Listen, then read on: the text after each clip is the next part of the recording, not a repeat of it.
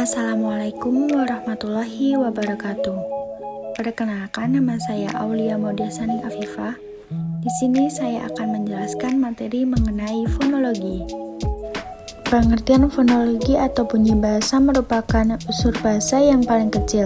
Istilah bunyi bahasa atau fon merupakan terjemahan dari bahasa Inggris fon atau bunyi. Bunyi bahasa menyangkut getaran udara. Bunyi itu terjadi karena dua benda atau lebih bergeseran atau berbenturan.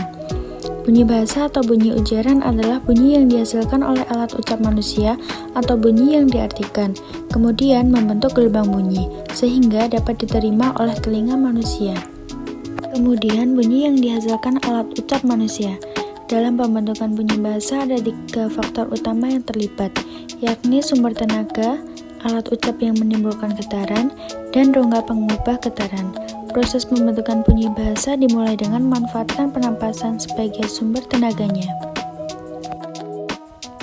Selanjutnya yaitu vokal dan konsonan.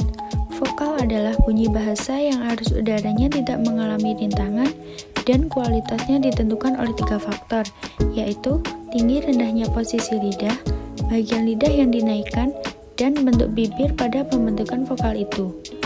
Pada pelafalan konsonan, ada 3 faktor yang terlibat: keadaan pita suara, penyentuhan atau pendekatan berbagai alat ucap, dan cara alat ucap itu bersentuhan atau berdekatan.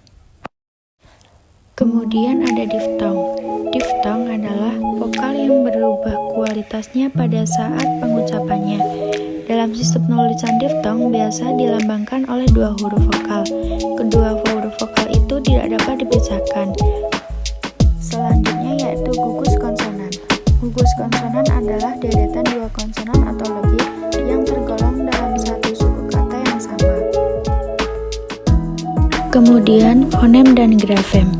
Fonem merujuk ke bunyi bahasa, sedangkan grafem merujuk ke huruf atau gabungan huruf sebagai satuan pelambang fonem dalam sistem ejaan.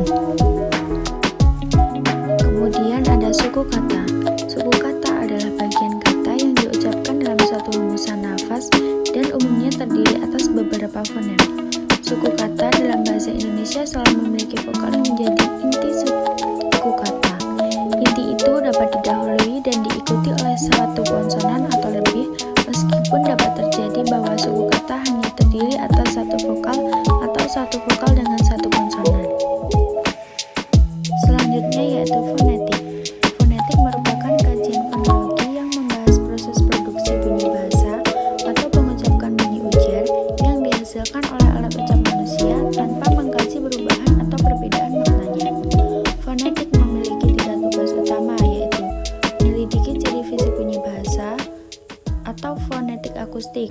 Yang kedua, menyelidiki bagaimana bunyi bahasa dihasilkan atau fonetik akulturatoris, dan menyelidiki bagaimana bunyi bahasa diterima oleh pendengar atau fonetik auditoris.